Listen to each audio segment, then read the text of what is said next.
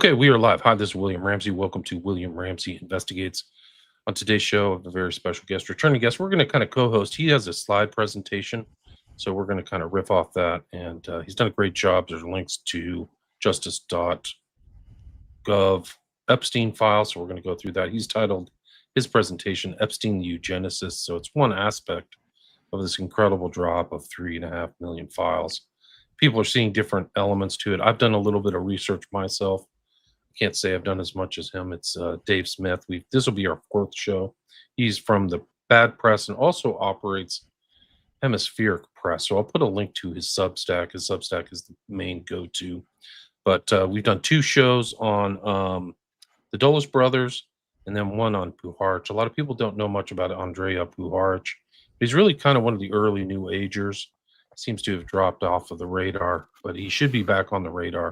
A lot of stuff I actually heard on a much bigger podcast, Peter Levenda talking about the seance we talked about. So I feel like we beat him to the punch. Levenda loves me. He's a friend of the show. He really just keeps calling me an anti-Semite because of my Crowley stuff. I have to repost all the stuff where he really doesn't like me. I just put it that way. But anyway, we're going to talk about this eugenicist. I am not familiar with the 1953 trust, so I'm learning something new. So Dave Smith, welcome back to the show. Thank you very much for having me. I appreciate coming back on, and I've been listening to all of your shows kind of on the Epstein files, so I'm very familiar. You've been doing some great work, just kind of, exposing the breadth of the Epstein network, as you've been calling it. So yeah, excited to kind of come on and share, but also, it's been a rough ride so far. Yeah, there's a lot of different aspects, and some of the weirdest things are the things around that were kind of secret. Like he had this science group that he was really involved with. Some of these kind of like these atheistic scientists and stuff like that. But you didn't see the kind of dark underbelly of all that stuff, and the files is what exposed it. Like a lot of them were on Joe Rogan. Like Joe Rogan's a nexus point of a lot of these guys, so it gets creepy. But tell me about the 1953 trust. I don't know anything about it actually. Well, so we were my co-host Trevor, asked me like, a couple days after the file dump dropped if I wanted to do an Epstein episode, and I was like, sure, but I hadn't really seen anything about it kind of like in the day or two since then. And the first thing that I looked up was the Epstein news or something like that, just a very generic search. And one of the headlines that popped up was the 1953 trust. And it was talking about how his girlfriend, Corina Tarnita, was set to receive just this exorbitant amount of money. It was $100 million. This insane diamond that he had, and all of his properties and stuff. And so it was like kind of mainstream media focused on her, but I was like, that's interesting. I'll take a look at that document and I'll just start with that. Got to start somewhere. And I noticed some interesting names that were slated to receive money in the trust that I found interesting. And one of them was Martin Nowak, who is part of that kind of academic scientific circle that you were mentioning. And so I was like, that's strange that he's named in the will.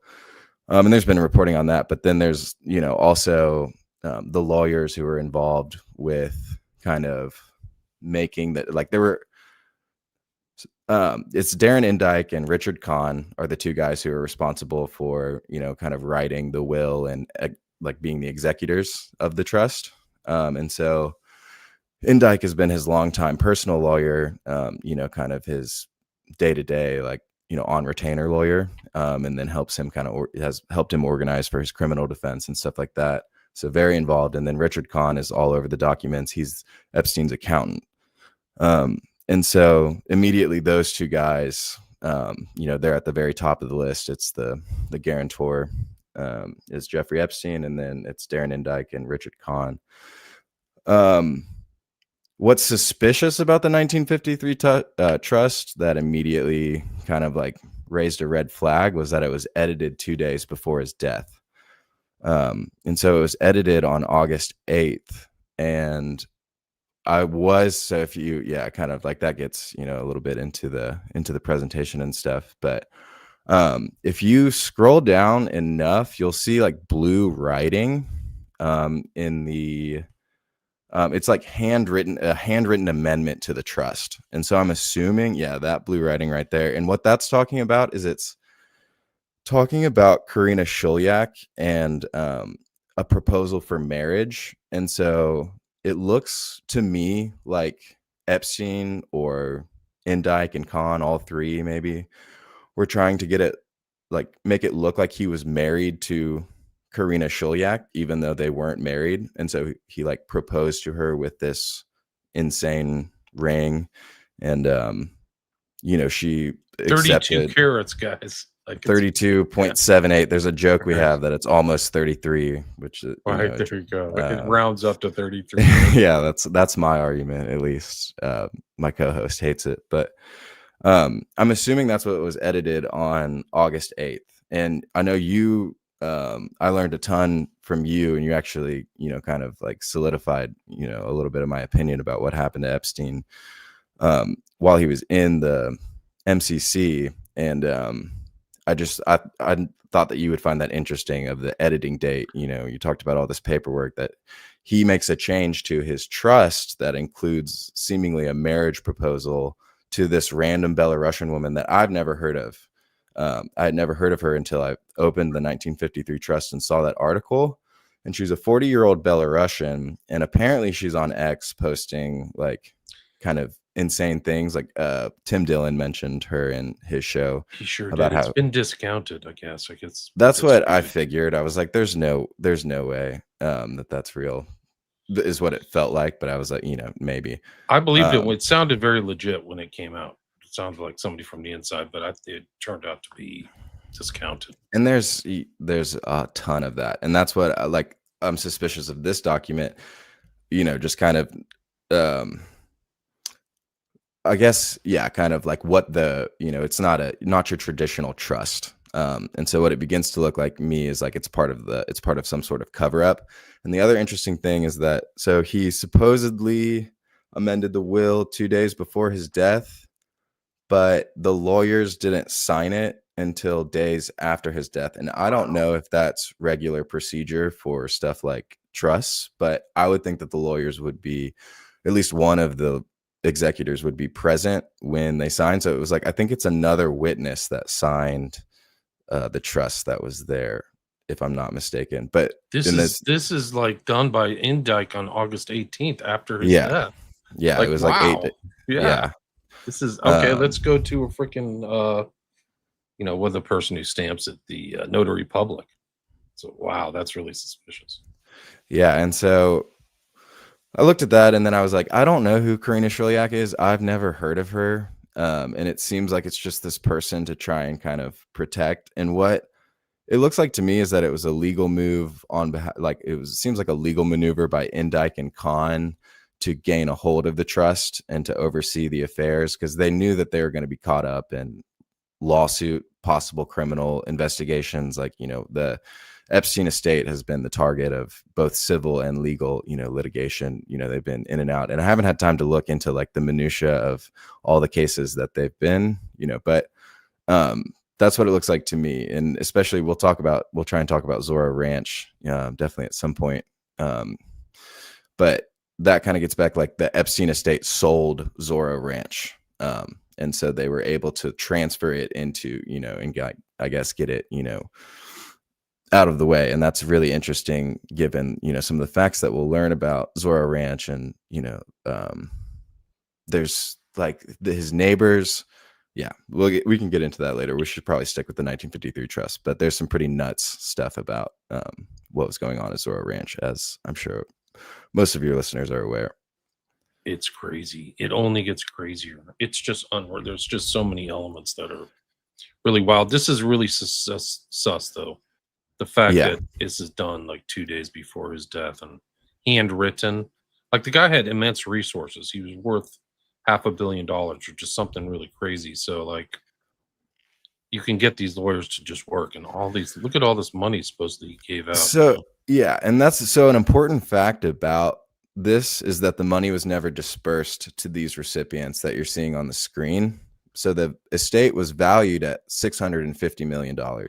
But since it's been tied up in so many lawsuits, and since it's paid out so many, it's had to pay out to victims, and it's had to pay legal fees and kind of all this stuff, like it's more like $100 million or something around that range of like what the official value of the estate is. So these people never saw the money, but I think that they're like including them in the trust in order to kind of maybe arrange like a hush money kind of deal, a slush fund or something. It's kind of what it looks like to me, of like putting people kind of on the list of like, these are maybe these are people that we need to kind of like that we need to pay, and who will accept kind of will accept the payment and stay silent. Because a lot of the people that you see on that list are like his house managers. So every single house manager for Paris, Manhattan, Palm Beach, like all of these people are slated to receive anywhere between like $3 and $5 million. His pilots were, Vysotsky, I think is one of his names. He is slated to, I think, receive $10 million or something. And he testified at Ghislaine Maxwell's trial that he never saw anything untoward happen, while he was on the flights. And so it seems like it's kind of like those people, like, it's not like, it's kind of another thing of like one of these black books, like where it's like, you got to take the names. It's like, it's not immediately obvious why all of them are on the list, but there's connections that obviously, if you start to search all of these people in the files, then you just get entry after entry. Anne Rodriguez. Yeah, sorry. She's in there all the time. And all the emails, like Rodriguez, Fontanilla, these are all common people just popping up on random stuff. Yeah. And that's what I went through. Actually, I have a document. It's not in the presentation, but it goes through and it just gives like a really short description. But like a lot of those people, I'm like, yeah, if I were looking to like, make sure that someone stayed silent, like my house manager, then I would give them, a few $1 million. But I'm not 100%. That's just kind of like my take on it. But, your opinion. On that list on the bottom, that's Martin Nowak. Sorry, I was moved away. Oh, sorry. Let me go back there. I'm just kind of scrolling. I can't remember. It's like on the is it this one? I think so. It's on that one. But Martin Nowak is on there. And he was slated to receive $5 million. I think it's like something like bequest. Shuliak's at the top, 50 million. Kahn and Indike you mentioned, and they got 75 million combined, but they also ran the trust, so they technically had control. Martin Nowak, there he is, right here. Yeah, and they misspelled his name, which is kind of funny. But when I saw that name, it was like one of those that had rung a bell from like what I had been looking into previously, because I had been trying to look into Epstein's scientific, connections. And Martin Nowak was like, the thing about his scientific connections is that the list is so long, and like, it's been a while since I did the research. So it's like, oh, Martin Nowak, I know is on that list, but I have no idea who he is. And so I, searched him, and it was like, there was a bunch of reporting because, on his relationship to Epstein. And so that's kind of like the next step that I took. The rest of the trust, it just kind of was like a bunch of legal stuff. Shuliak was, I think I mentioned this, but she was slated to receive all of the property. She never did. The trust maintained him. So there's all your kind of disbursements and stuff. Yeah. But then, so when you like look into Martin Nowak,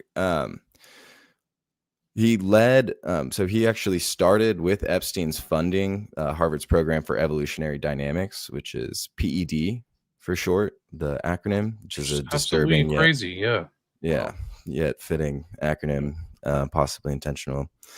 But that hyperlink right there goes to his publications and gives you kind of an idea. And I will post this, just a note for people, I will post this presentation on, if I can find a way to do it, on the Substack. I've never posted a PowerPoint, but I'll figure out a way to do it. You can turn it to a PDF, I think. Yeah, I might also go through Prezi. I've done that for school before, but I don't know if that would work for. Anyways, I will find a way to get that presentation out so people can kind of like click through links too. But yeah, so he was originally so he was born in Austria. He is a mathematician and a biologist, and so he uses mathematics to model evolution. Is I think what his specialty is, and I don't know a lot about um, science or anything, so I will be very bad with descriptions of kind of like their niche genres of some of these people, but he uses mathematics and he was instrumental in coming up with this theory of cooperation. So instead of competition as being an evolutionary driver, cooperation is the primary driver, and he's writing those books really when he is when he's the chair of the program for evolutionary dynamics. And so he has some like those first couple books are like a little esoteric and kind of philosophical, which is, I don't know, I found it a little bit strange, but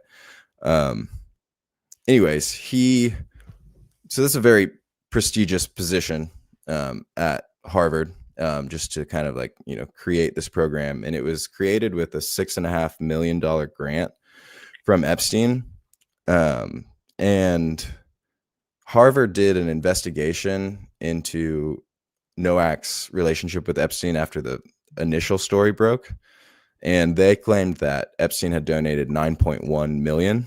So that would be like over 2/3 of the funding would be going to this one program and this one guy, essentially. But I found an article from 2003, and it's somewhere in that presentation, that like Harvard's own newspaper, the Harvard Crimson, said that he had given over 30 million. And that was in 2003, like I said. So He'd love to who wear knows? Harvard shirts too. Epstein. Yeah. Did. I can remember Well, that. and there's another slide that's about his other Harvard connections, and it goes really deep. Obviously, I think that's Alan Dershowitz that he's pictured with. He was technically a visiting fellow at Harvard at one point, because the psychology, Dr. Stephen Kosslyn, who was a psychologist, pulled some strings to get Jeffrey Epstein as like visiting fellow status, and he obviously never showed up for. He showed up for registration, which is interesting, but then he never showed up for class. So that's like, there's also this thing happening that's called like Axios, I think coined this term, but it's called the Leon Black route. And so this was 2003 is when the program for evolutionary dynamics was started. He was able to fund freely. He was able to kind of like donate at will. But then once he was convicted and served the sentence in 2008, he was blacklisted, quote unquote, from donating directly to Harvard, and I believe to MIT, but MIT was also. But anyways, what it appears that Epstein was doing was just funneling money through Leon Black and through Apollo Investments. And Leon Black, I think, has an MBA from Harvard, and so his donations look, and I mean, I don't think has the same record.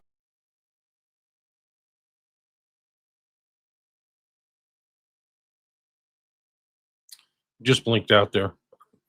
Kind of Leon Black's investment group is named in kind of this conduit for money. And so even after he's technically banned, he continues to fund the program for evolutionary dynamics and things like MIT Media Lab, which is right down the road from Harvard. It's in that's Cambridge. Joy Ito, right? He got in trouble too. And that's what, there's a little bit on him, but so he's establishing kind of like this, it's a home base for him. And in Harvard, if you go back to that presentation, there is, I think, so that's talking about the Leon Black donations totaling 6 million. I've seen like bigger numbers, and that was from mainstream reporting. So I like to look at a lot of like mainstream sources just to see what you can find like in the public record and like what they'll kind of admit to through there. But the timing of this is really extraordinary, because today I just saw this thing from Epstein to Nowak. Like, it's incredible. But this is I don't know if this is in your presentation. but this is from a 2012. Yeah, Yeah. this is bizarre. Yeah. Do you want to read that? Yeah, so this is to Jeffrey Epstein from Martin Nowak on looks like November 12th, 2012. Jeffrey, I am back from Rome. I am in Vienna now. We'll be back in Boston on Wednesday. I met Svante Pabo from Leipzig. He sequences old bones. Got a complete Neanderthal genome. You would like him. He knows church. The two of them could build a Neanderthal. The little bit gets cut off by the comments, but Neanderthal person is what it says. So. A Neanderthal person. And then it's M, so he knows him like enough to just sign M, you know.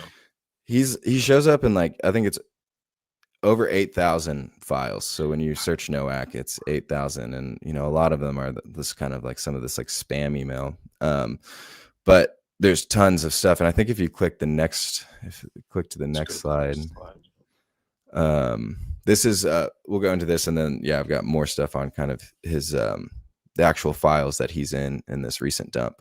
But this is from the Harvard investigation of 2019. This just shows you how close that Epstein was to Nowak and the PED. But the third area of focus from our investigation was Epstein's relationship with the Program for Evolutionary Dynamics. As noted above, Epstein initially funded the program in 2003 with a gift of $6.5 million. Epstein maintained a relationship with the director of the PED, Professor Martin Nowak, over the next 15 years, including after Epstein's release from prison. While we have not been able to determine the precise number of campus visits, we understand that Epstein visited the offices of PED in Harvard Square more than 40 times between 2010 and 2018. We did not find evidence that Epstein engaged with undergraduate students during these visits or during his time as a visiting fellow. Instead, Epstein used these visits principally as opportunities to speak with prominent faculty from the Cambridge area, many of them Harvard faculty. While inviting Epstein to campus did not violate any Harvard policies, aspects of his relationship to the PED, such as his access to the program's offices, treatment on the PED's website, and interactions concerning one grant application, do implicate Harvard policies, and our findings and recommendations address these issues. So he visited, this is after 2008 and his arrest, after he's been convicted of child, solicitation of a child prostitute, whatever that's supposed to mean. Right, a felony. Yeah. So, and Harvard is aware of this because there's communications with their president, their current president, not Lawrence Summers, who we'll talk about a little bit, but the president at the time when he tried to donate in 2009 or 2010, the president was aware of his, and the lawyers were aware of, his conviction. So it's not like they were completely ignorant. They knew who he was, and they basically arranged a way for him to get money, kind of through Leon Black and stuff. But yeah, the next one I think is the the Bates numbers or whatever they're called. Okay. Next one, 7. Yeah. So I think I covered one of them up, but I can probably find it just by putting the hospitality word in there. Let's see if I can find the document. Yeah. But that first one was EFTA 019339198, and let me get back to the. I'm bouncing around all over the place. Okay. Let me see what that one is. EFT. Say those numbers again. So EFTA 01933133198.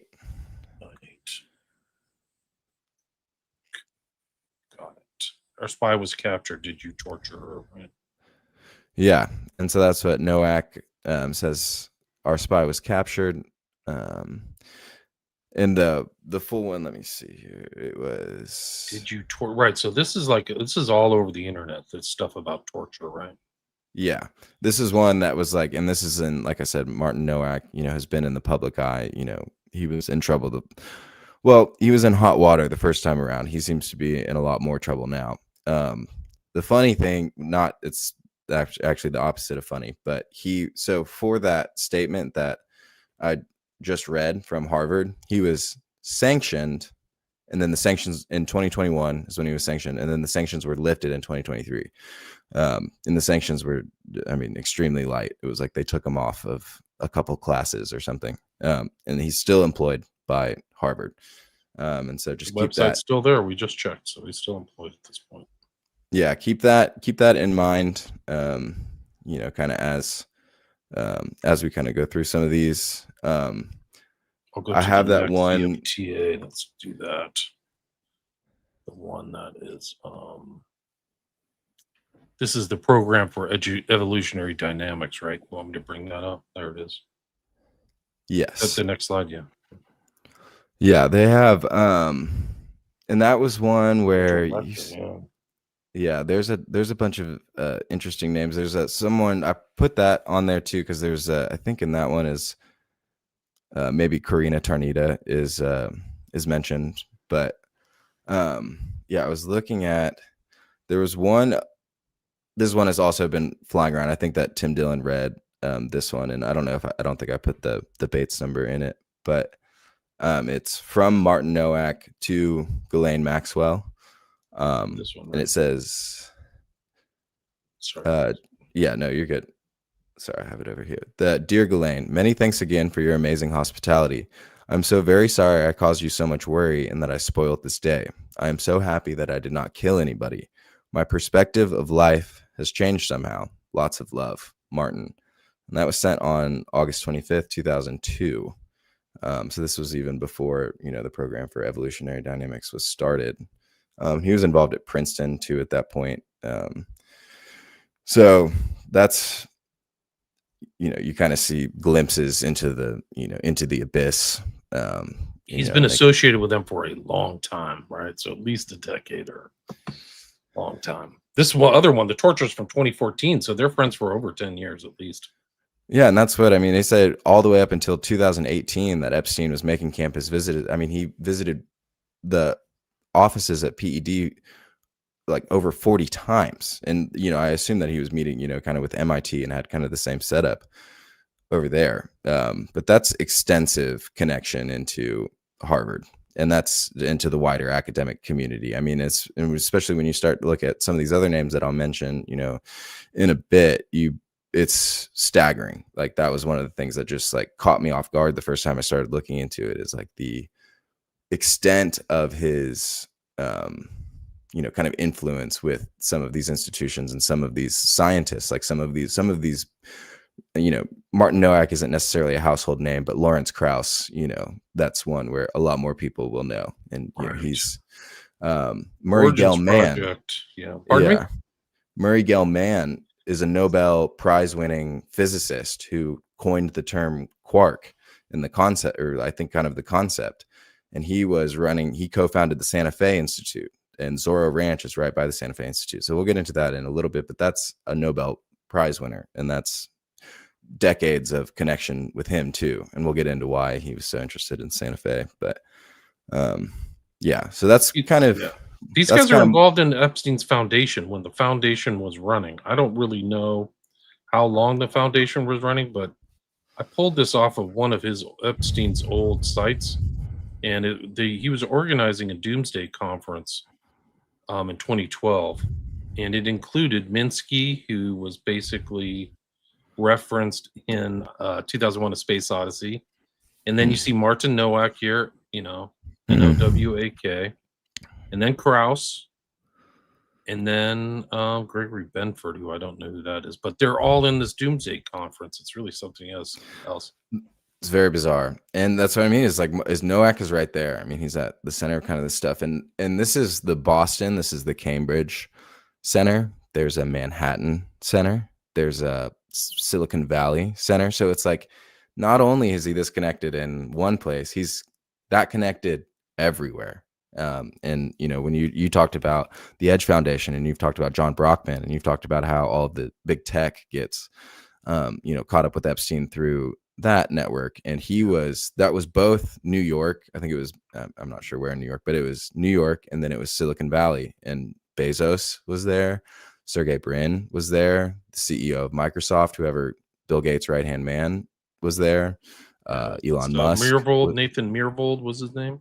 Yeah, Musk too. A lot of them. 23andMe, which is the genetics. Whoever, I don't know all these people's names. Nowitzki. Yeah, her sister was the head of YouTube. She passed away, but this other sister was involved in 23andMe and married to Sergey Brin. That's one point, if I remember. Yeah, so that's what I don't have a lot of that kind of thing. That's a whole other show. But it's just the point of like, we kind of try and hone in on a couple of these people, but to scale back out and like understand the context of it too, it's important. Agreed. I mean, it's really something else. These Nowak stuff, PDFs and all that. Yeah, the spy was captured. What do you think they're talking about? And yeah, I mean, impossible to say. So, and this I don't know. I mean, maybe it'll shed light on it. But the next person that we're going to talk about is someone who's also associated with the PED, and her name is. So yeah, there's more, kind of a little bit more on the Martin Nowak emails. It talks about the Templeton Foundation and how that was kind of another conduit for Epstein's funding, and he had connections to this guy named Barnaby Marsh. So just a few more names that kind of pop up in that. Yeah, so this is the next one, and she also shows up, extensively, throughout the files. And so her name is Corina Tarnita, and she was one of Nowak's proteges at Harvard. And so she was in the graduate program and the PhD program, in the program for evolutionary dynamics, and Martin Nowak was her advisor. And so she shows up on all sorts of papers with Martin Nowak. She shows up in all sorts of kind of research. She is Romanian by birth, and she is currently a professor of ecology and evolutionary biology at Princeton. And like I said, Nowak was her advisor. And so that first document, the Bates number is right there, but I have it on the screen. There it is right there. Yeah.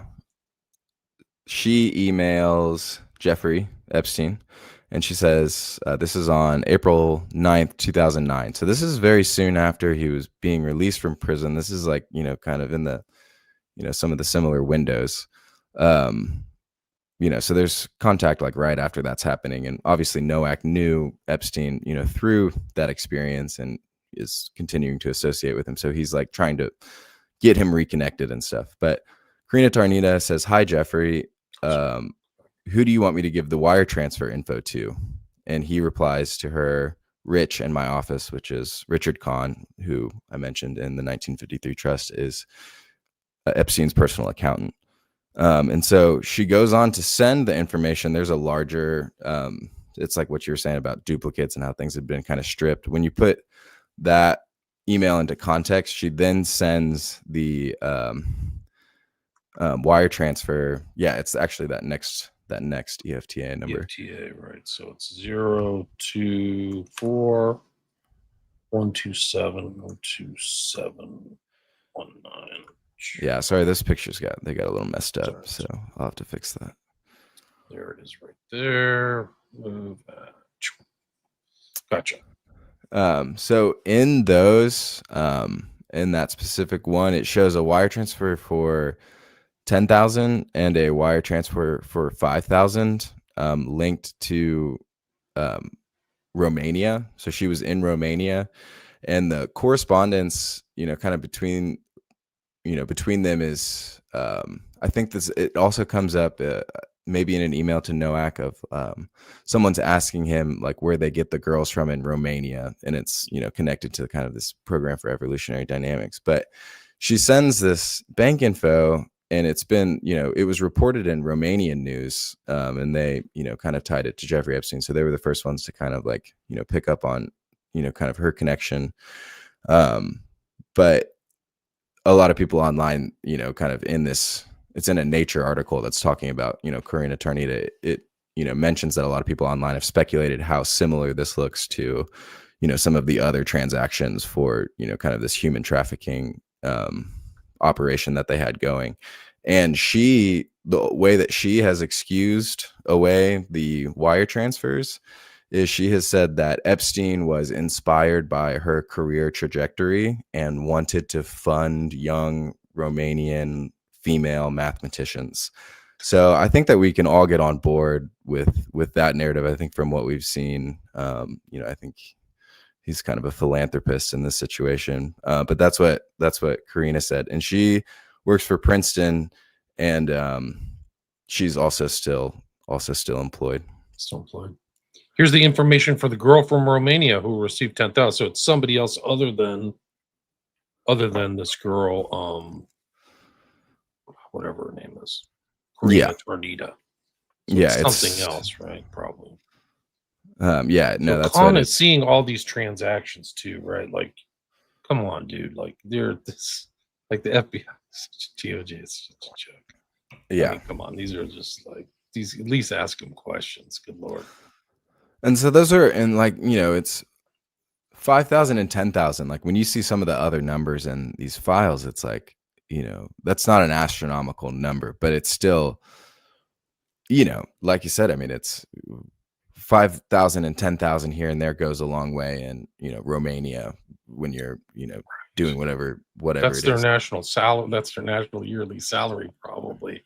I don't Yeah. know. I could probably look it up. Like Romania. And this is one of the, I mean, I haven't done a ton of looking into, the Romanian connections into the trafficking network, but this is exactly the territory that they were, Eastern Europe seems to be, a central target of the network for, acquisition of The average slaves. annual salary is about $20,000. Yeah. So, and that's what I mean. It's just, there's kind of like I said, and she shows up in other places as well. But just wanted to also mention that it's not just Nowak, in the program for evolutionary dynamics. It's like, he has kind of cultivated this network within that evolutionary biology PhD program at Harvard. So he's going after what it looks like to me is people who understand genetics on a genome. He's talking about the Neanderthals and all that stuff, right? And that is, I have a buddy, and he's done a lot of research. He's done a couple interviews, but he looks into like, kind of this thing happening with the Neanderthals, and it's very, very strange, like mixed into narratives with, potentially, religions and the occult and stuff. So I found that one was a very bizarre inclusion into it. Because his buddy, Epstein's buddy Trivers, was talking about new phenotypes. So yeah, Epstein, the thing is that it's a network. We just saw Epstein's emails. What are these really smart guys, smarter than Epstein, talking about without Epstein? Like, that's even scary. So you're seeing this insight. I mean, people make this assumption that this is all centralized. It's only centralized because we have Epstein's emails. Think about these guys talking to each other without Epstein slowing them down or something, right? Yeah. Because Epstein doesn't have the same academic background. No, he's a networker and he's an influencer, but this like maybe he's like, kind of like has a hobby interest in science or whatever the mainstream media's depiction of like, kind of his perspective on it. But, and I mentioned this in kind of like when we get to New Mexico, but it's important. It's a good point to raise here is that, so when we go back to Robert Maxwell for a second, he controlled scientific publishing in the West, across Great Britain and across the United States.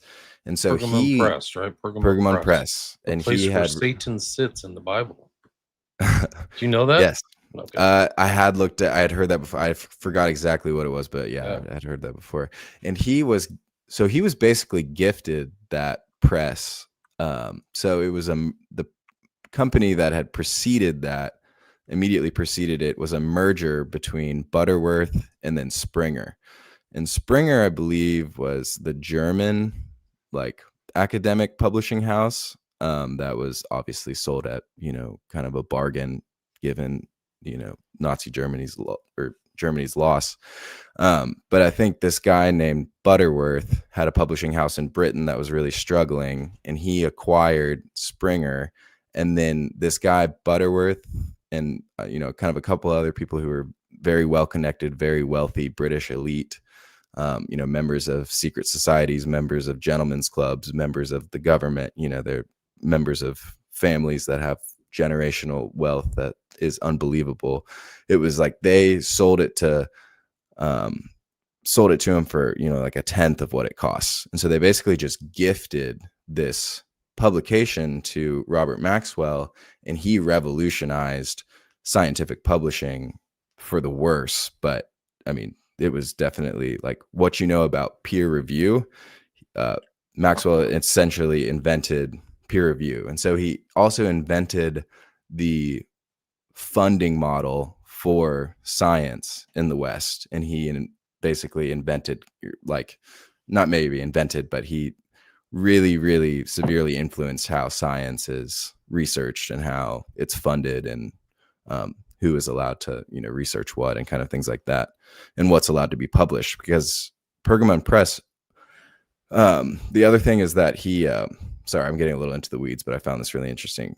He was given, when he was gifted that press, or when they sold it to him, he was given a monopoly on Soviet technical papers, and he was able to read. So he was able to speak Russian. He was able to read Russian. And so he, and this was crucial for Western intelligence in the early Cold War, is to read the scientific papers coming out of the Soviet Union and to analyze them for, what intelligence they could provide. And so Maxwell was an essential component of that, intelligence gathering. And he also had a back channel to the KGB and all sorts of crazy stuff. But I bring that up. Do you know that there's a guy that there's a documentary about Maxwell, where one of the head figures of MI6 says, "Yeah, we know about Pergamon Press. We gave him the money to buy it. Like, it's an intel op." That's literally true. Yeah. That's what. And again, I think I mention him every show, but Steven Snyder is just someone who I've been reading for a long time. But that book is where he is the one where I'm getting that information from. I got to get Snyder back on my show. I've talked to him 3 or 4 times. Guy's a great researcher. We'll if we can get to it. I have an article from his that's about the New Mexico connection, and that's where some of the crazier things I've learned about. And it seems I respect him a lot, so I trust a lot of his research. But trust but verify, I guess. I've read like 3 of his books, so I'm very familiar with his stuff.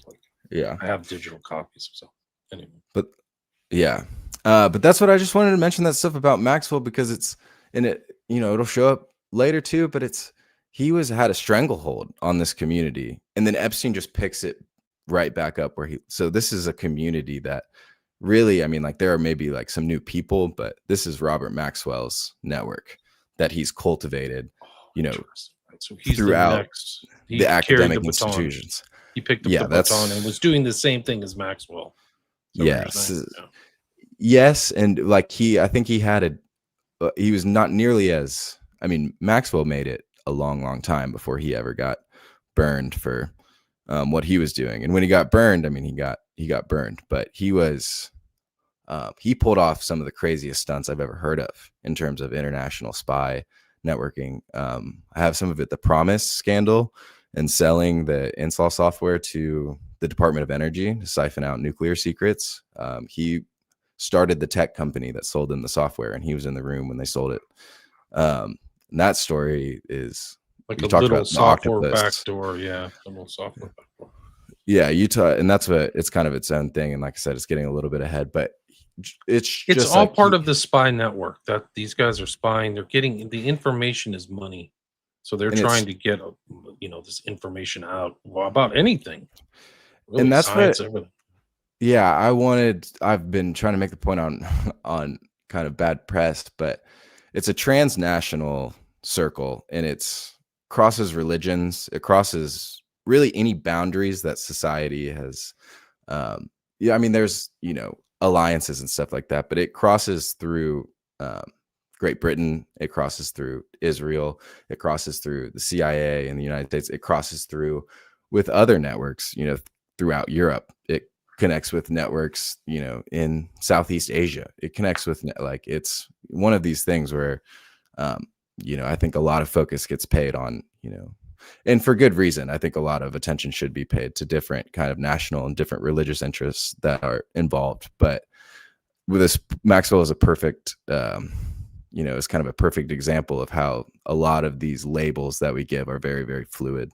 And he operated in a very, it's almost like they're just trying to evade sovereignty of any sort. They're trying to work around international boundaries. They're trying to work around national boundaries. They're trying to do, and it's in support of, whatever their mission is. And they're usually allied on that. Right. So Maxwell was much like Epstein. So they're moving around jurisdictions all the time. Yeah, and Epstein, that point of like him picking up the network that's definitely what it appears, and he was doing something, but it was like he's just not as good of a spy or whatever Maxwell was. was way too smart. He's much smarter. Ghislaine may have been. That's it appears that in the Maxwell family, a lot of people don't look at the rest of the Maxwell family, but Isabel, I think Isabel or Isabella is her name. She was very involved in like this tech conversation and like the tech community in the 90s and the early 2000s, and was making all sorts of money doing that, connected to Bill Gates and stuff. I think Whitney Webb, I think she has some stuff on that. But then there's connected to the Santa Fe Institute, right? Yeah. And there's two brothers who it's like no one really even knows what's going on. They're just over in Eastern Europe, and they're like in incredibly powerful positions over there, and they really don't like come over to the United States. They got busted for insider training or some kind of financial thing, and they are barred from like stockbrokering. So like they had to go start new careers somewhere else, is my understanding. Got it. Financial skullduggery. Who would have thought, Yeah. But that's Nowak right there on the far right? With the sport coat and the white shirt. Yes. And I think he's in Vienna, his place of birth, when that picture is taken. And then the other one is Corina Tarnita, and one of those shirt sleeves in that picture is Martin Nowak, which I found quite fitting. So as like a shirt right there. Yeah, there's a white one. But it shows literally, kind of how close they were at the PED. So yeah, this is just like I said, I'm going to try and post this. We don't have to kind of really click through anything on here, but those are just sources. So it talks about a couple of those. The first two are Axios. It talks about Leon Black and kind of how he was used as that funding conduit. And how there's one thing about how he owed Epstein favors. That was how Epstein kind of presented it to someone. And so that starts to sound a lot more like blackmail. Nature, so we were just talking about Pergamon Press. Nature came from Pergamon Press, was owned, I think, at one time. Some connection, it was something like that. But they published, I just found it interesting because they published, kind of a newer article about Epstein files and revealed deeper ties. And that was the one where I found the Romanian reporting, and it's all in Romanian. I didn't translate it, so I didn't read it. But if you're interested in translating that, you can go see what the Romanians have to say about that Princeton professor. That next one, like I said, Harvard's own newspaper said he donated $30 million, which is 3 times more than the number that Harvard gave in that 2019 press release that I read. And then Daily Princetonian article on Corina Tarnita. So some of these, school newspapers have the best reporting on, their own professors and stuff. Right. Well, it's still. She's now a professor of ecology and evolutionary biology at Princeton. So she's gone upward and onward. There's a recent that article you quote is like from 2 weeks ago. Let's see if I can bring it up. This is her right here. So people are they're digging through all this stuff. Mm-hmm. Yeah, I found that article useful. I found it pretty good. So yeah, that has kind of, I think maybe some links to the emails too that I kind of mentioned her in. What's interesting is who got their careers going? Who did they all benefit from the Epstein network? You don't know, who's making up fake academic credentials or whatever. You just don't know. Yeah, that's a good point. And I mean it's all over the place like we've been talking about. So yeah, I think the next slide gets into other Harvard connections, which I think are just worth briefly mentioning. Yeah, so Larry Summers is widely, he's been in trouble for a while now, since 2019, kind of when it came out, but he's widely recognized as an intimate Epstein associate. He was the president of Harvard when Epstein founded the PED. I'm pretty sure I read that. And then he has been Bill Clinton's Treasury Secretary, and he was an OpenAI board member In addition to having that Harvard's presidency.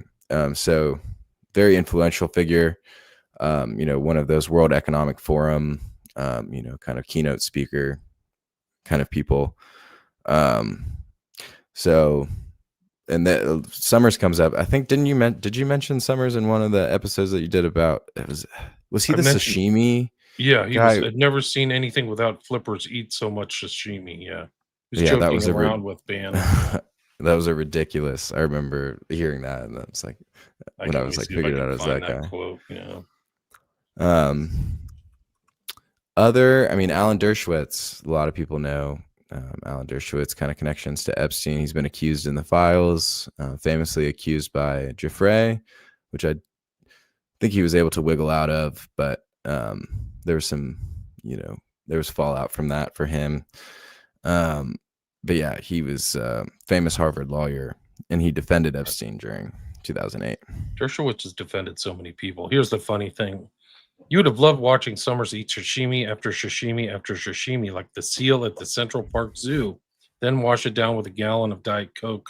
Smiley face. I've never seen anything eat that much fish without flippers. And then Steve Bannon says, he's a performance artist around food. Quote, hey, can I get a sandwich? Unquote. Yeah. I took a video of it to show you. It makes David Blaine swallowing goldfish look banal. Just too much. Yeah, they talk so ridiculous. Much crap behind people's back that probably people didn't know how much like gossipy. I'm sure that always stuff like that happens. Yeah. So yeah, Summers, Dershowitz. I mean, Dershowitz, you could go for a whole show or whatever. You could do a show on all these guys: Bannon, Dershowitz. This guy Nowak. And then wider academic, we talked about some of these, but worth mentioning: Joy Ito, MIT Media Labs, notoriously close. Epstein helped fund Media Labs through the Leon Black Apollo investment conduit. Noam Chomsky. I think I know y'all were talking about Noam Chomsky on. Sorry, I don't know the names of all the podcasts you've been on, but I remember talk about Chomsky. I was on one with Hans and Sean, and somebody said that they were with Chomsky and they thought he was the most evil man they'd been in the presence of, which is not part of his kind of public, persona. Like, yeah. I was talking about the hypnotism. That's right. It was Hans was talking about kind of this hypnotic, kind of hypnotic speech. And I was like, I thought back to the times that I'd listened to Chomsky, and I was like, I can, that seems to kind of like check out with me. Kind of like they know. He knows NLP, so he knows like presuppositions. Epstein has been trained in NLP, which is Ericksonian modeling, and it's not like you don't say, I have $3 million, or you have. Wouldn't it be smart to have $3 million in your pocket, Dave? This kind of thing where it's like, of course I would. You never saw anything at the Santa Fe Institute, right, Dave? That's fascinating. Sure didn't. These kind of things. So that's the way you put ideas into people's brains. Yeah, that's fascinating, and that's what I really, like I said, I've been listening to all of the shows and the different podcasts that you've been on, and everyone has been really great. And a lot of those podcasts are new to me. So, it's been. Here's another one for Nowak before I forget. They're talking about an algorithm, but I think it's Jeff sending it back. Virtually, it is the individual. Maybe as part of a group or representative of its species, it now has a lower fitness than its protected counterpart. Maybe beauty needs mystery so that the algorithm should always somewhat flexibly concealed, like the privates of harem women. I don't know. This is 2009, so they're talking about algorithms back then. Yeah, and that's what. Yeah. So. And this is just one example. So the next so I mentioned Murray Gell-Mann as the Nobel Prize winner, co-founds the Santa Fe Institute. And this is going to like bring it kind of back to New Mexico, because I think New Mexico is kind of the center of this genetics movement, research, eugenics, human, what like baby farm. Whatever was going on there. So it's not that I'm like necessarily trying to say that Martin Nowak is the guy who's building the facilities underground at Zorro Ranch. It's just proving a point on like how these geneticists are surrounding Epstein. And Martin Nowak was particularly close. I don't know why he was particularly close. You know, if he was involved in some other part of his operation or some other part of his network. I don't, 100% know why Epstein was using him the way that he was using him. But when you bring it back to like some of the stuff and some of the speculation around a breeding program and around, kind of these, I guess this kind of farm idea, to know that he's networking in with the leader of the program for evolutionary dynamics at Harvard, like that is important context when you start to explore what are some of his other connections and what were they trying to accomplish in New Mexico. And so this is this is a recent article from I forget the name, it's the Santa Fe newspaper, but it leads with the quote: "In Jeffrey Epstein's telling, he came to Santa Fe for the scientists." And so Epstein is very open about his interest in recruitment and scientists. And he purchases Zorro Ranch, which is a 75. Yeah, there's that article. Really good article. Recommend reading it. But yeah, it says the sex offender and financier bought a remote estate spanning over 7,500 acres called Zorro Ranch in 1993. It is so unusual. It is a freaking huge mansion in the kind of, part. It's south of Santa Fe and east of Albuquerque. Like there's nothing around there. It's so weird. And there's a labyrinth there as well. I forget. There's one photo I've seen that has like the labyrinth in the background. Circle. So yeah, kind of as we get into it, like his neighbors are very interesting. I have that note somewhere, but that's actually from Snyder's article where he talks about that. Yes. So that guy, from what I saw, it was the guy who purchased Zorro Ranch from the from Kahn and Indike, was comptroller candidate Don Huffing's family. They own former Epstein Ranch in New Mexico. And so Huffing's campaign said the candidate's family bought the ranch at a public auction 4 years after Jeffrey Epstein died. This was published on February 13th, 2026. This is the Texas Tribune that I'm reading from. But it's the family of Don Huffines, a former Republican Texas senator who is now campaigning to become the state's comptroller, bought the disgraced Jeffrey Epstein Zorro Ranch. And so that's really, because I had actually had a question about that, for a while, of what happened to Zorro Ranch and kind of like where did it go? But it's that guy's family. And his neighbors. So this is the other one that I will try and pull up. And this is from Reclusus of Steven Snyder's article. But he was, so Epstein purchased the property in 1993 from prominent Democrat Bruce King, a 3-term New Mexico governor. So that was, 1993. King was born in Stanley and later died there, Stanley, New Mexico. His family still owns much of the land around Epstein's parcel. This would include King's son, Gary, a former attorney general in New Mexico and the Democratic candidate for governor there in 2014. Another neighbor is the Cerro Pelon Ranch, currently owned by fashion designer Tom Ford. Naturally, Ford is one of the names that appears in Epstein's Black Book. He is also another Democrat. Given the presence of the King family and Epstein and Stanley, Ford's presence makes the small town seem something of a southwestern base for various Democratic royalty. No doubt Cerro Pelon provided a further pipeline to Hollywood as well. Here's the really interesting part. Bizarrely, the state of New Mexico itself owns a considerable chunk of land right in the middle of Epstein's parcel. Nothing is present on this tract save for a structure built into the ground at the southern end. This brings to mind the long-standing allegations that New Mexico is one location for a series of massive underground bases spread across these United States and beyond.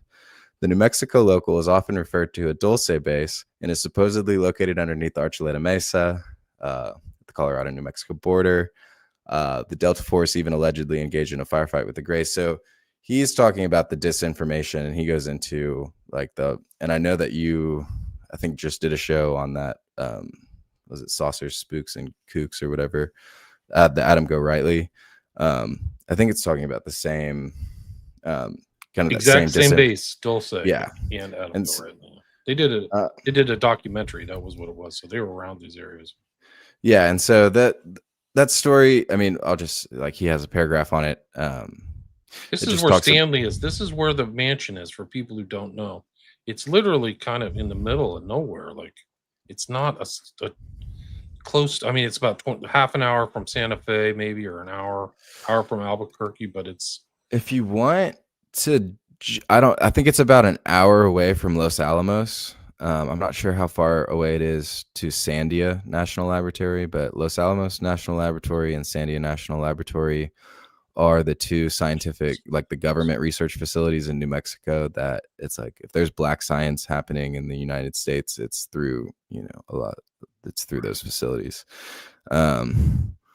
And so, yeah, we'll get a little bit into why he was interested in, potentially being in New Mexico. But that the point about kind of like the disinformation, the Dulce base, and this like myth of the underground military base in New Mexico, it's this idea of that Benowitz was getting too close to Kirkland Air Force Base, and he was getting too close to the Air Force Operational Test and Evaluation Center. That was, a part of these kind of like, secret aircraft testing facilities. And so basically to get Benowitz away from the real story of what was happening at Kirkland Air Force Base and kind of, maybe some of the tech that they were experimenting with, they cooked up this story about the underground alien base in Dulce or whatever, I guess. I don't know if you would agree with that. I think that's accurate. Yeah, something like that.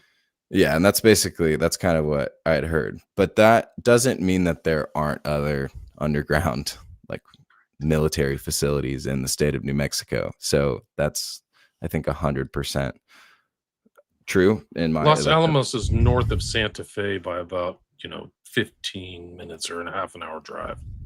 Okay. So there. So it's fairly, I mean, these are fairly close, like an hour, 2 hour drives. But that point that he made about the state government of New Mexico owns a parcel of land in Zorro Ranch, I found very, very interesting. And that somebody sold like a piece of land, kind of almost like a oasis in the middle of somebody else's huge property too. So it's strange. It's like buffered by somebody else's larger property. So they didn't sell something like on the edge of a huge plot of land. They sold something right in the middle. So and that's like, and the picture that exists of it is, it looks like it's like a hatch into a tunnel. So that's incredibly bizarre. That's incredibly disturbing. But that let me see kind of where he goes. Ranch. Probably people are driving out there like, what the heck is going on? They just said, for people who don't know, they just set up like a $2 million fund to investigate Zorro Ranch and see what the hell is going on there. That's from the state government of New Mexico. Correct. Interesting, because it's been the state where he's been one of the most protected. And so I mentioned I mentioned Tom Ford, and I mentioned the governor, the 3-term governor who owned, most of the land kind of around, or who he purchased the property from, and who still owns a lot of the land around him, that Bruce King, kind of the King family there. And then also other New Mexico politicians show up. I think, let me see, it was like Bill Richardson, who was someone, I can't find him right now, but there it is. New Mexico House unanimously enacts Epstein Truth Commission. Members include Democratic bill, Republican bill sponsors, and I think they put across like $2 million. There it is. Subcommittee, which runs through the end of the year but can be extended, will have a budget of $2 million. It'll be interesting to see. Funded by money that was in a settlement for failing to identify the abuses at the ranch. Yeah, and that happened. So there was what I mean by like he had protection in New Mexico. He he got caught in Florida and he got prosecuted, and it was a sweetheart deal. It was a slap on the wrist, but they still had to prosecute him. In New Mexico, there was a very similar situation. There was a very similar allegation that had been made, and the local police had become aware of it, and they did the opposite of what it seems like the Palm Beach police seemed serious in investigating, Jeffrey Epstein and kind of like that network. And it seems like, at least the stuff that I was, been reading from the Miami Herald and Julie K. Brown, is it seemed like the West Palm Beach police department had a pretty staggering case against Epstein sex trafficking, kind of network down there. And then it was, they started to see some suspicious activity happening, kind of with the grand jury and happening with like some of the politics in it. And they realized that this was too big for them. And so then they referred it out. And when they referred it out, the state prosecutor, and the FBI killed the case. And that was what led to the sweetheart deal. But that was the opposite of what happened at Zorro Ranch. From what I understand, is that the Stanley Police Department just, covered it up.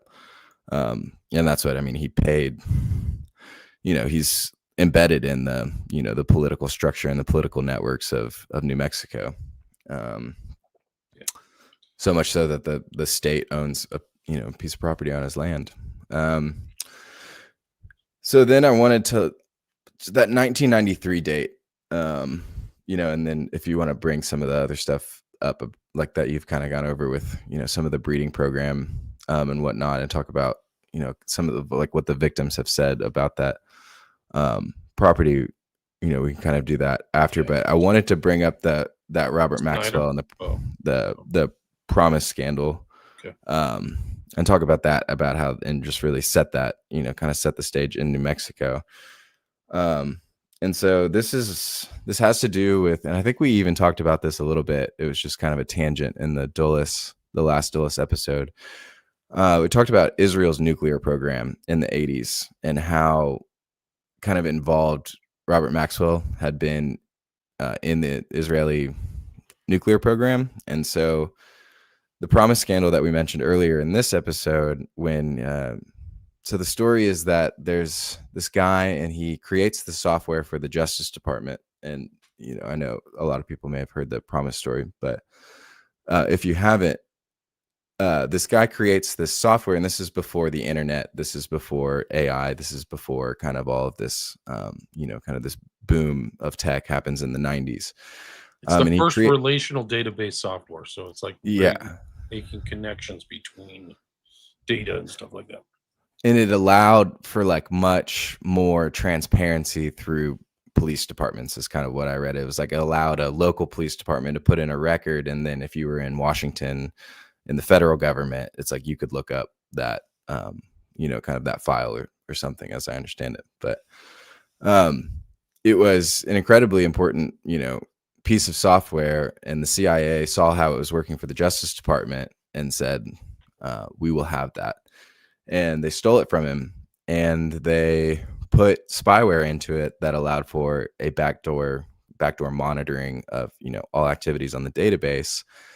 And the United States took care of selling the spyware to financial institutions across the world. And that was really so that they could kind of track the flow of money. And it really assisted with money laundering operations, because they could see how their money was moving through different countries and if it was going to get flagged at one place. And they were the first people to know if there was an issue, and they could get in contact with who they needed to contact and get get everything through. It's also very effective for tracking enemy money. And so they took care of the financial side of it, and they got it into all of the, financial institutions to use it. And then they gave Israel the military backdoor. And so they had Israel sell the spyware to militaries across the world. And one of the militaries was the United States. One of the clients for the Israeli version of the spyware was, I think it was the United States military and the Department of Energy. And so Robert Maxwell created this fake tech company in the 80s and through his connections was able to, get a meeting with Los Alamos, with the people he needed to at Los Alamos, and, kind of in the, military establishment, and they sold the software, and they were able to successfully siphon nuclear secrets out of the United States. And that obviously took a lot of coordination with the CIA. Like I said, the CIA was working hand in hand. They were selling the financial side of it. And so it's, again, when we talk about Mossad, yes, Mossad was doing all this stuff, but it's absolutely with the knowledge and coordination of people within the government of the United States. Anyways, that's Los Alamos. Like I said, Los Alamos is one of the people that get this software, and one of the places where these nuclear secrets are being siphoned out of. It's right in New Mexico. And so Maxwell has cultivated, already kind of this, community. And it's like, I don't know if people at the Department of Energy were pissed, or people most were, upset that he had done this, but Epstein buys a property in 1993, just a few years after this happened. And what happened in 1993 is described as basically a fire sale of scientists that were working at Los Alamos, because funding after the fall of the Soviet Union, like, you didn't have a need for Los Alamos National Laboratory nuclear weapons development. Right. It's like a museum now. Yeah. And that's so this was like, he positioned himself right in the center of this state in order to recruit like the scientific interests that were still, very much present in the area. And like I said, he was networked in with Murray Gell-Mann, who's in the Santa Fe Institute, and that's a big part of that. But that really, like, when we talk about Epstein taking the baton in terms of this, like, kind of scientific, like, interest in the scientific community, I think it highlights that. We talked about on the last show is the honeypot that Maxwell organized for Mordecai Vanunu in Rome, so that Mossad could kidnap the whistleblower scientist and imprison him back in Israel. And so, yeah, Maxwell had literally set up the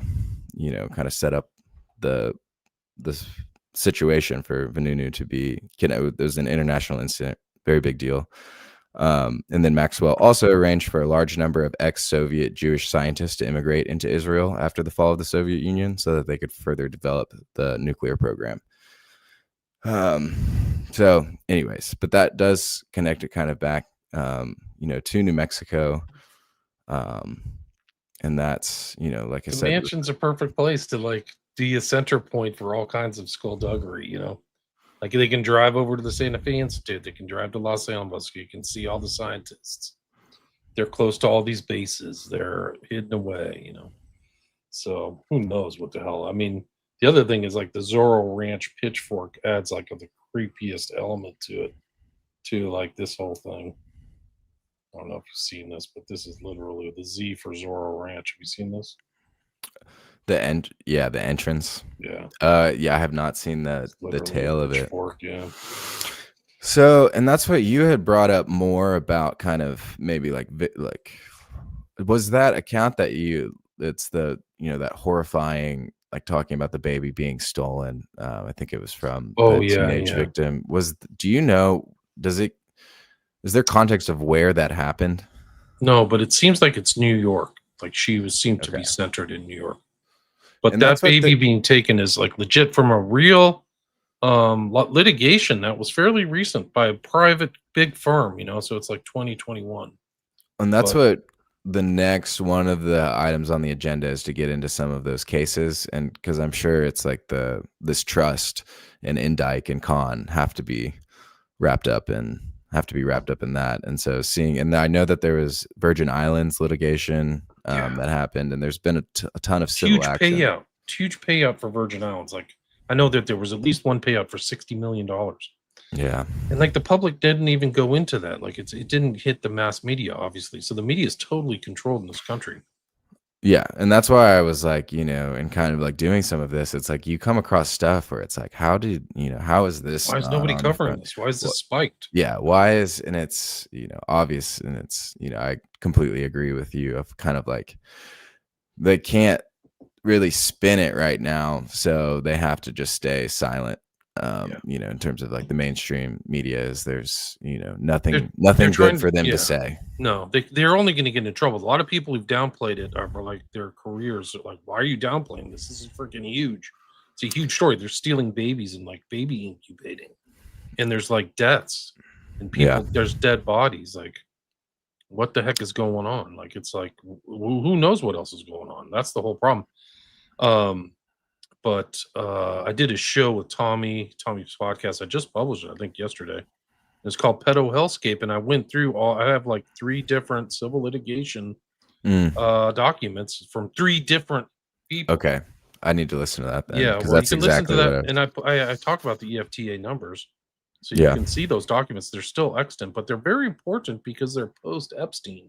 Yeah. So they're post 2019, and it's really creepy because Dershowitz is like they're sending stuff to Dershowitz saying this is the worst example of sexual abuse that I've ever heard, and I want you to respond. And then he's in public saying, I didn't do anything. Denial, denial, denial. But he's not saying, yeah, I've been in cases where I've seen this network raping kids, and they're raping like kids. Like I talked about on that show, it's like 5-year-old kid in the mansion. They have pictures of it. Yeah. That's what they're keeping from the public. That's how much like Bondi and Patel are lying. Like, and it's lying by omission. It's the greatest form of lie, is what George Orwell said. So they're just not telling people about it. Super freaking creepy. It's Here's the story. This is Hank Harrison. People have disputed this statement by him, but it goes way back, and this is from Kirby Summers. This is Sommers. This is not. This is something she found, so I'm trying to give her credit. Not really, if I can, competent enough to open this window, but this is validated. She said this is from Hank Harrison, who's the dad of Courtney Love. He's known for telling tall tales, but I'll read it out. Since my daughter was in Epstein's Black Book in 2003, and since she bragged to me about how she was procuring victims for him, so it's just a huge. They're all procuring stuff. I'm not saying everybody, but it's like that's the default in my mind. That's my opinion. I think I have a right to speak with some authority here. The crimes are 10 times worse and 100 times more numerous and more degenerate than you can imagine. The New York, Mexico Zorro Ranch is bad, but when victims were worn out, they would simply be taken to the desert and buried, or taken to sea, weighted down, and dumped overboard. The ones who survived are lucky to be alive. We are talking multiple slave murders here. Clinton did not procure slaves. Trump did. Google me before you reject this comment. And you see these girls as slaves. I don't know which ones survived and which ones didn't, but there are pictures where they're treating them like furniture. Like literally they're like, and they talk about, say horrible things about them. They're clearly sex slaves. I mean, these are not like, oh, we're just trying to have sex with them and we're, paying up. They're treating them like slaves. Like that's how bad it is. This is from the Zorro Ranch too. I'll read this. This is open for dispute whether this is real or not, but some people have said this is code words, and I think there's codes in this. But they did have like a little kind of stable there, but it says from Sarah K to Jeff or LSJ or somebody. Wanted to make sure you guys knew Jeffrey Epstein told Wendy to get rid of all the quote show unquote animals on the ranch. Not just saying show animals, but just like quote in quotes. Miniature horses, pig, turkey, goats, Diablo, etc. Wendy said she will try and sell what you can. I don't think Jeffrey Epstein much cares what happens to them, as he said to just kill them. I think the only thing we're keeping is the chickens for the eggs and the horses which someone can ride. Make sure J.E. told Wendy to get rid of the miniature horses, but then she says, I think the only thing we're keeping is the horses. There's a lot of problems here, and chicken is a known term for like little boys and girls. You can look that up. So then it adds like chicken for the eggs. Like these people, they have private chefs. Like who cares? Just leave it to somebody else. Leave it to the chef to procure food. Like people bring them food on trays. That's how they eat. They don't spend time cooking or going to the restaurant or anything like that. So it's open for dispute. That's 2011. And that's what I mean. It's getting into, and then I think when you like the kind of maybe one of the next steps is like looking about into this infusion of tech, and looking about at the intersection of this network focused on tech and this network focused on evolutionary biology.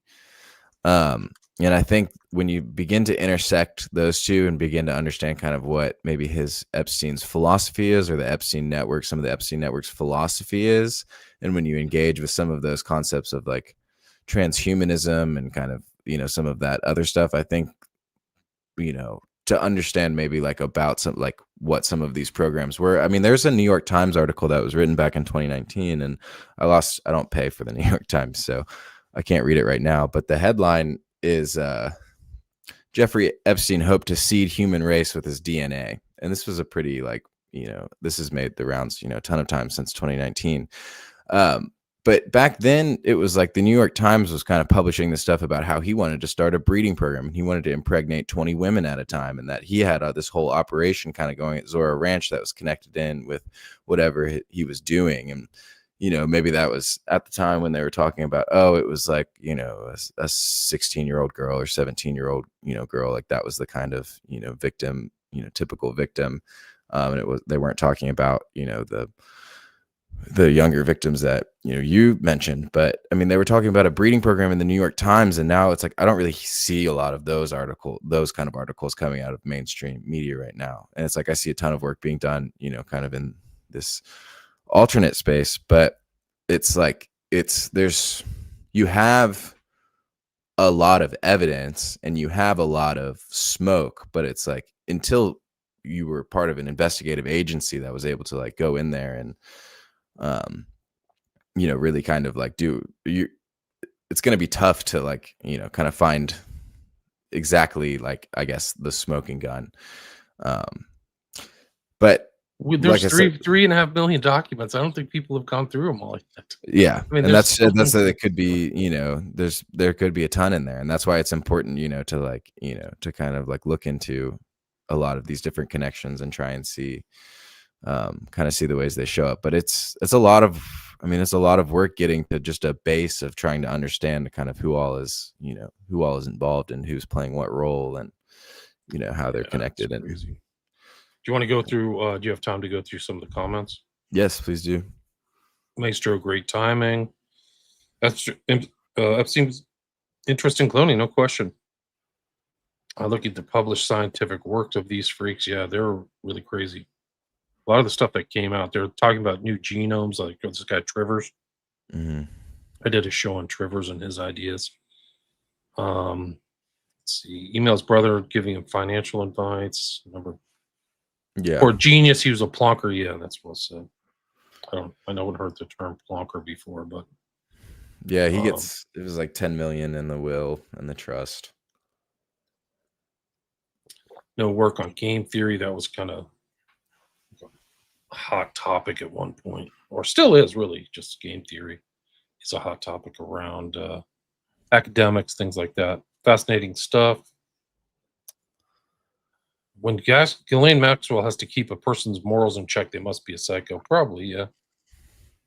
How to bring on the doomsday? Yeah. So he was talking about Erica Kirk is connected to Romania, allegedly. That's my understanding. Does Erica Kirk and any or Elias's show up in the files? Not to my knowledge. She's close though. She's one state over. She's in Arizona. So, let's see. Working on somebody's behalf, I think so. Looks to me like JE was supplying those eugenicists with human lab specimens, possibly. I don't know. We are speaking about Robert Maxwell. Yes, the pension funds from his neighbor. Yeah, it's newspaper. Apparently, he stole 400 million pounds in pension funds.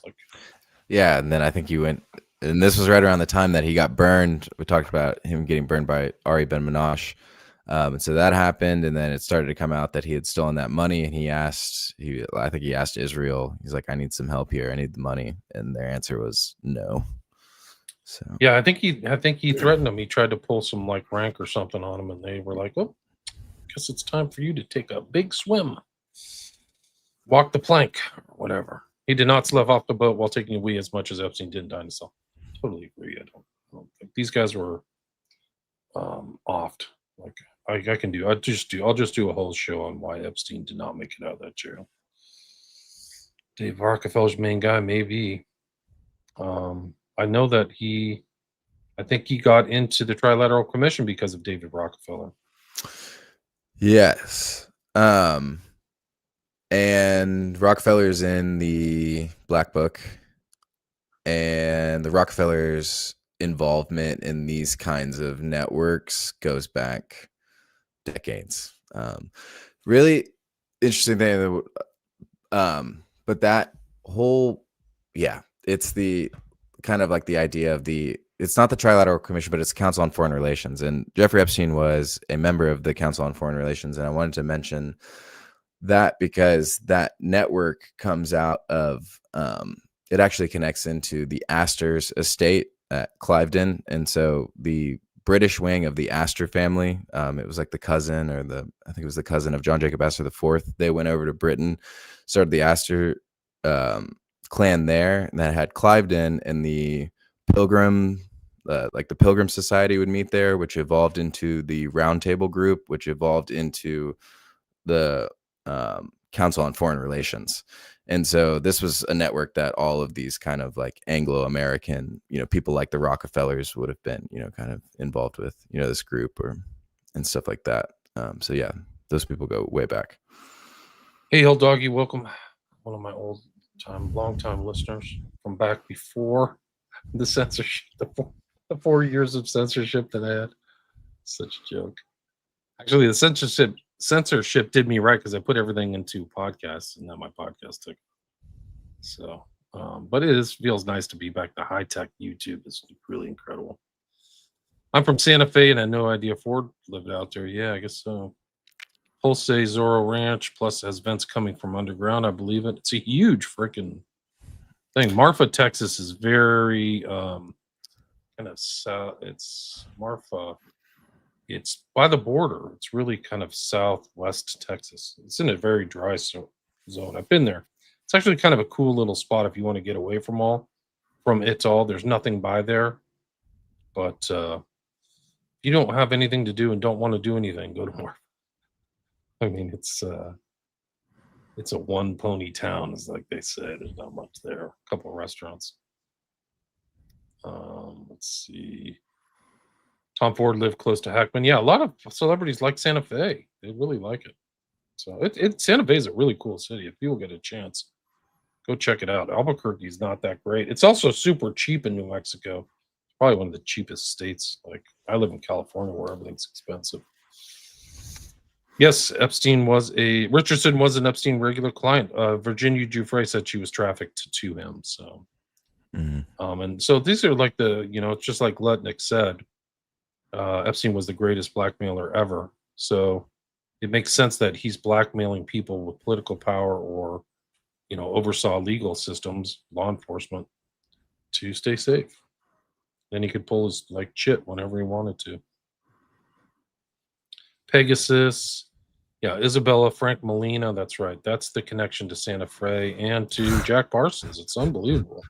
Yeah, I was on Grimerica Outlawed, and Graham was telling me about that, and that's true. That's bananas. It is bananas. There is no doubt about it. Epstein is dead. I would say, in my opinion, Epstein 99% dead. Those AI pictures are not him. And one of the weird things is they took so many pictures of his dead body. That's what's consistent in a lot of these assassinations is not proof of life, but proof the dude is dead. Did you see that Bill Barr had showed up in a document that was claiming that he had been an abuser? Yes. Yeah. That also there's two guys who were in the MCC, and they're both mobsters, and they're like, "Oh yeah, Epstein was killed." They're telling you because they know Bill Barr was lying about it. Like, why are you lying about it? Because it's an operation. There was an operation to get him. He was Epstein was supposed to die on July 23rd. He was supposed to be dead right away, and that Tartiglione, I think, was supposed to kill him.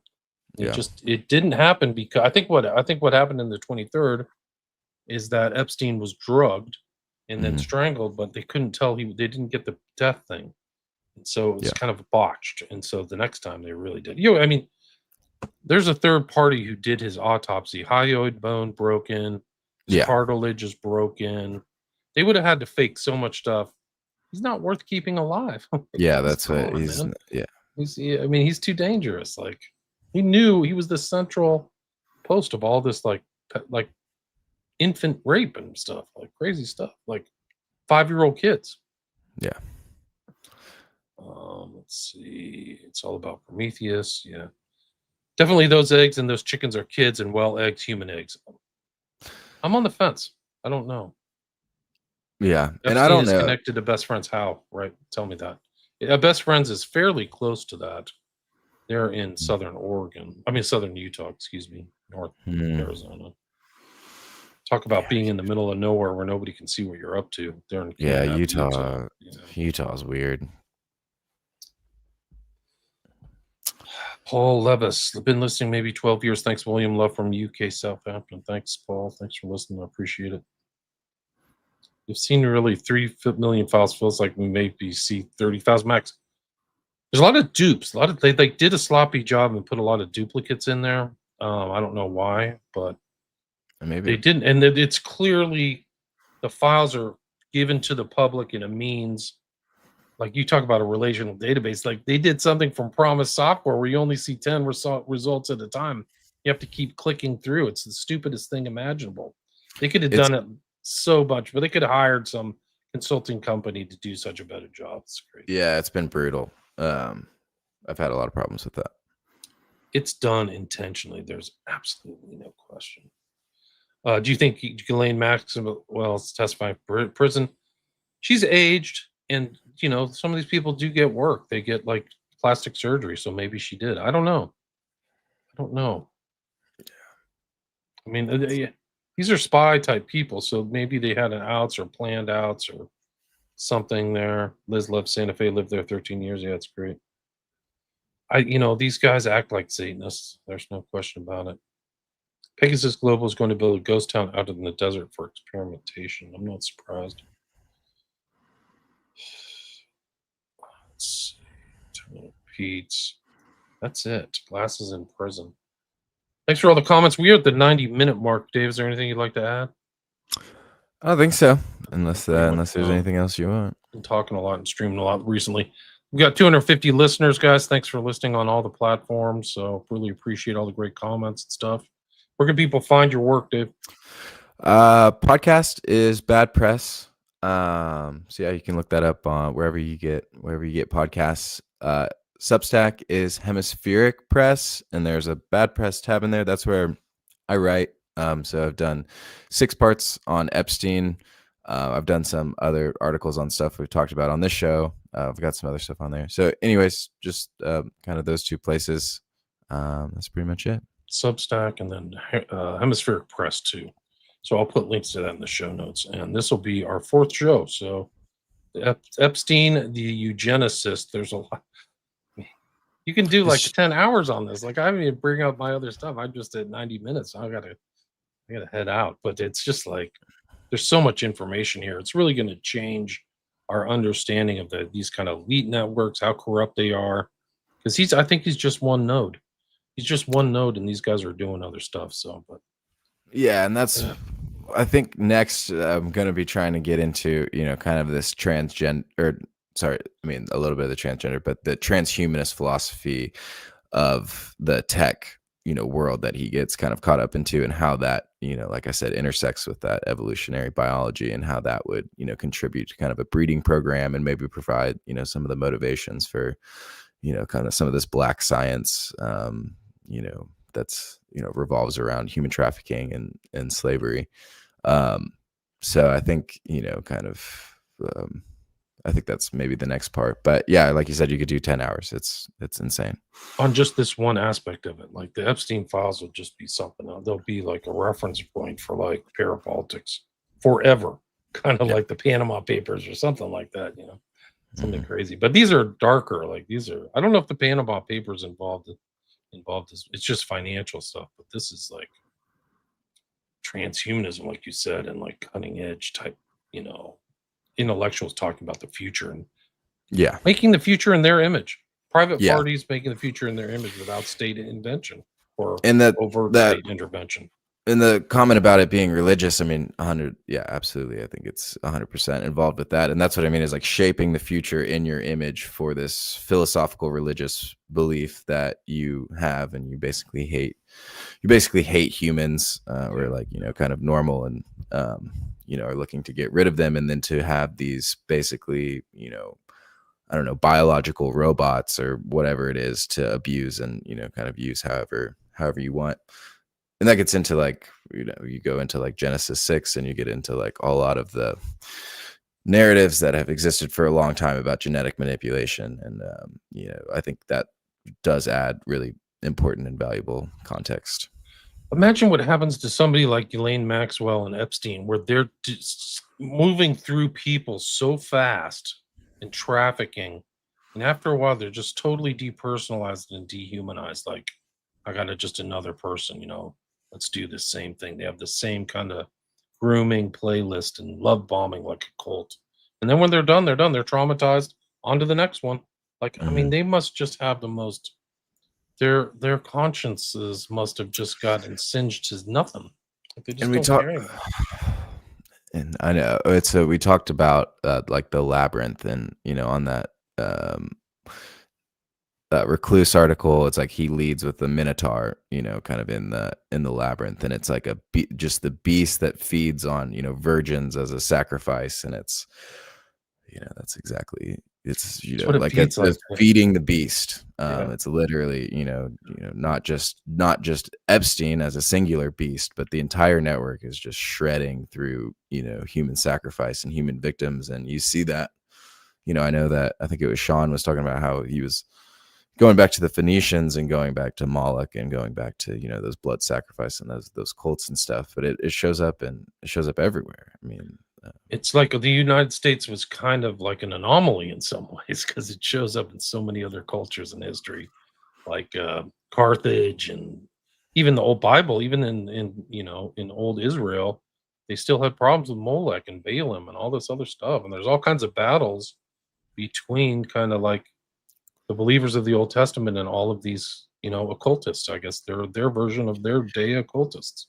and yeah, I mean, that is extremely relevant to what's going on. The Old Testament and talking about Judaism and the state of Israel, and kind of, There's still like what's weird happening. things going on. Like there's Satanism in modern day Israel too. Like some of That's these what I rabbis, mean. Yeah, it's there. I mean, that's what's crazy about crazy about the Bible, is that it's there, and then it's a history of it, right? Yeah. Mm.